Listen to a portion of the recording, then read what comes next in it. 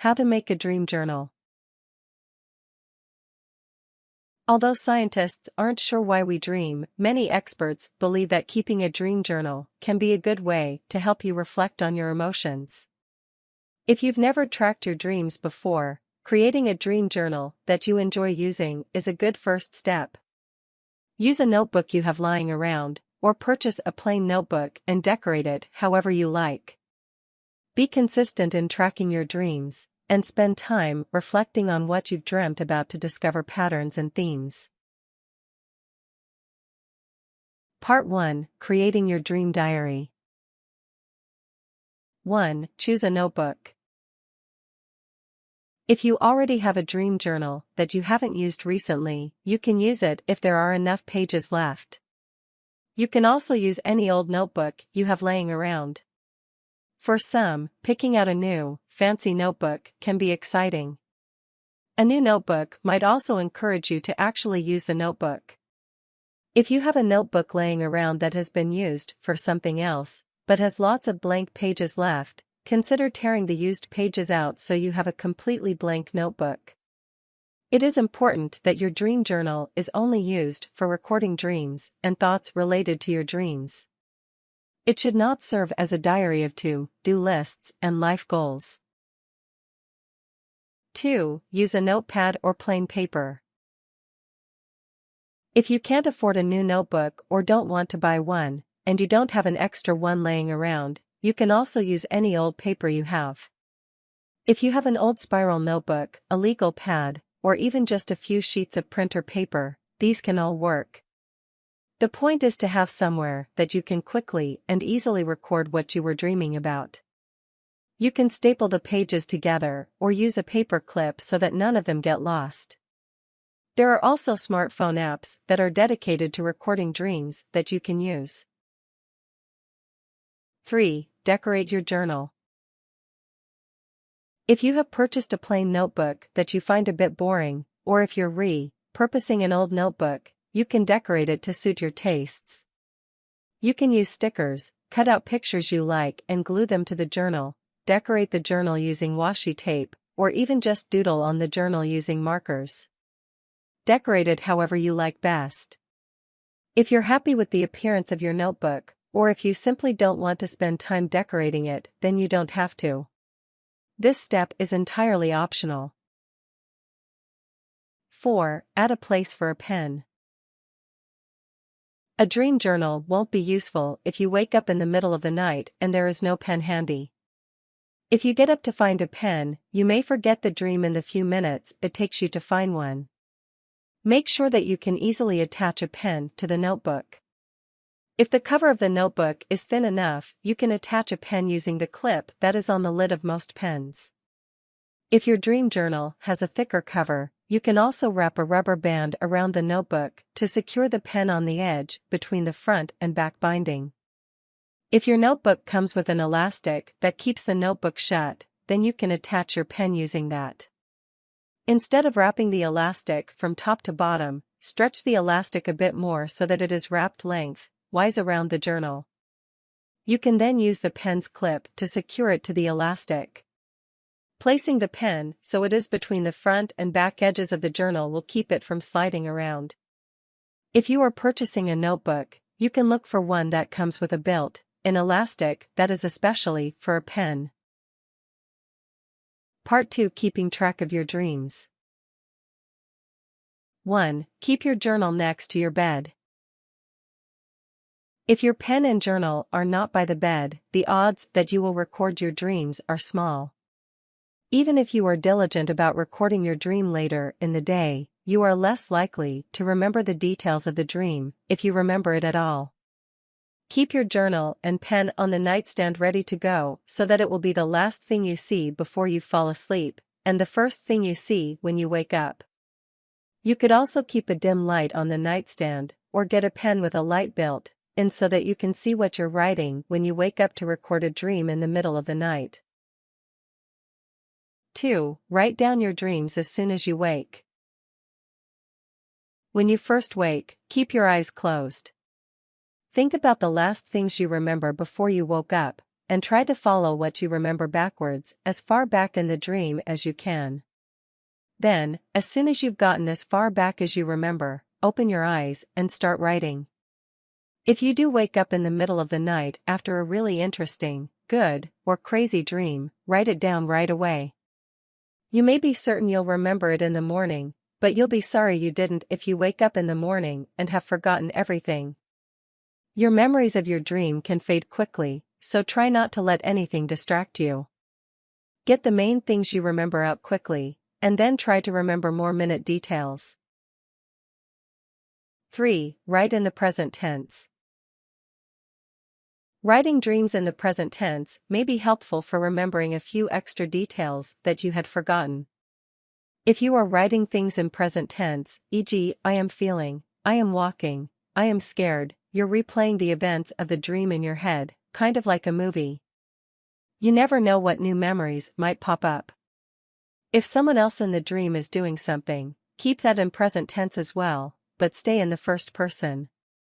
For example, if your significant other is in the dream, and he is running towards you, write down, name of your significant other, is running towards me. He seems excited about something. 4. Be sure to write the date of the dream. If you end up going back through your dreams to look for patterns, knowing exactly when you had the dream might be helpful. Years down the road, when you think back on what was going on in your life at a certain time, you may notice that your dreams coincided with how you were feeling, even if it wasn't obvious at the time. You should also give your dream a title. The title should be a short summary of the whole dream. This will also help you find the dream later on. For example, if you had a dream about flying, and you were on a magic carpet, you could title the dream, Flying Like Aladdin. 5. Record where you were, the people in the dream, the things you saw, etc. You should write down any little detail that you can think of, even if it isn't a fully formed thought. Writing it down might help you remember a few more details. If you consistently write it down, you might notice that this small glimpse is something you commonly see. For example, perhaps in your dream you remember seeing a small rainbow beach ball, but cannot remember where you are, where you saw the ball, or where the ball came from. Just make a bullet point in your journal that says, I am seeing a small rainbow beach ball. If you want, you can make a note that you don't remember anything more about the context of the dream. You can even just write the words rainbow beach ball if you want. 6. Be consistent. Although you may not be able to remember your dreams every single day, you should still try to be as consistent as possible. If you can't remember anything about your dreams of the night before, then maybe just spend a few minutes writing down any thoughts and feelings that you woke up with. Being consistent will help your mind understand that this is a habit, and may make it easier to remember your dreams over time. Part 3. Thinking about the meaning of your dreams. 1. Remember what you were thinking about before you went to sleep. Before you go to sleep, it can be helpful to write a few lines in your dream journal about what you did that day, the thoughts that are going through your mind, etc. This can help you make sense of your dreams later on. Often, if you spend time comparing your dream to what you were thinking about before bedtime, you may notice that similar themes appear. For example, if you were worrying about a big exam, and then you have a dream where you show up naked for class one day, then you can see that your dream might have been influenced by your exam stress. 2. Remind yourself of what you did yesterday. Think about all the activities you took part in, the people you saw, and any television shows you might have watched. Your subconscious sometimes takes things that have gone on recently, and links them to other things in your subconscious. If someone you saw recently showed up in your dreams, write down the last time you saw them. It may not be immediately helpful, but writing down this information might help you identify patterns and themes over time. 3. Look into dream meanings. There are lots of theories about why we dream, but scientists aren't really sure what the purpose of dreaming is. Although many scientists say that dreaming serves no real purpose, it can still be fun and interesting to look into what your dreams are trying to tell you. Many people believe that interpreting dreams can provide a glimpse into what is going on in your unconscious mind. You can do an internet search for, "What does my dream mean?" and find lots of websites that offer free dream dictionaries. You can also look for books that offer interpretations of dreams. If you are using a website, try to compare the meanings you find among several dream dictionaries to see if they are similar. 4. Write down anything interesting you find in the journal. If, in your internet search, you find something that you think is really interesting, and that makes sense to you, write it down in your journal. Writing everything you find interesting can be very helpful when looking for themes and patterns. 5. Use your own feelings and thoughts to interpret the dream. While you can use a dream dictionary to find out what your dreams mean, it is also a good idea to spend time reflecting on what it means to you. You may associate a certain action with a traumatizing memory, or an object with a very good memory. It is important to remember that dreams are not objective. For example, think of things you saw in the dream. This could be places, objects, people, or anything that you could see in your dream. How do the things that you saw in your dream make you feel? Is there any special meaning attached to something in your dream? For example, if, in your dream, you saw your deceased grandmother holding a necklace that was passed down to you, you can think about how you feel about this necklace. Maybe you feel sad when you see it because it makes you miss your grandmother, or maybe you feel happy when you see it because you have many good memories with her. Perhaps you are missing your grandma more than usual, and this is your brain's way of reminding you that you have something left of her in your possession.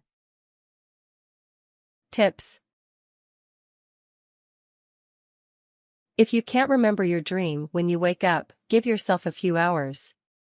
It doesn't happen often, but for some people the dream suddenly comes back to them during the day. Stick with it.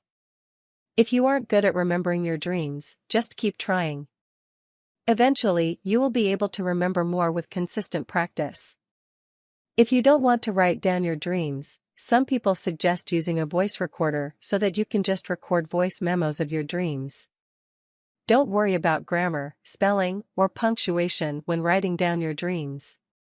You don't even have to write in complete sentences. The idea is just to get the dream on paper as best you can before it fades away. If you want, you can always go back and write it later.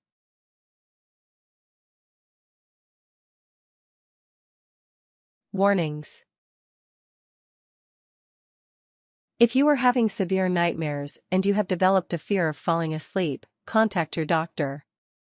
There are therapies available that can help you manage this fear so that you can get a good night's rest.